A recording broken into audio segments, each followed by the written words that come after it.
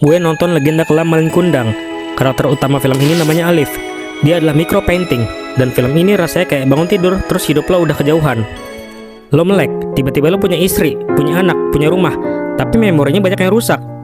Kayak main game, langsung ke level tengah, equip lengkap, tapi lo nggak tahu kenapa karakter lo punya banyak musuh. Momen Alif pulang ke rumah, anaknya nanya santai, "Ayah, tidur sama ibu atau di kamar tamu?" bentar-bentar, di situ gue mikir, anjir, ini tuh nuansanya kayak telat masuk ke hidup gue sendiri. Masalahnya nggak ada akses rewind buat ngecek.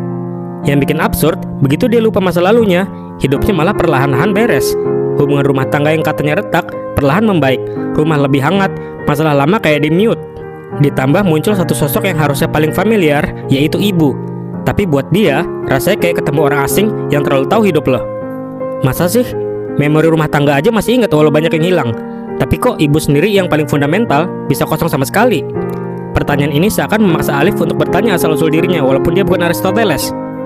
Sampai ada satu adegan di mana dia mulai nemuin petunjuk dari hidupnya sendiri, dari hal-hal kecil yang dulu dia buat tapi sekarang dia nggak inget kenapa.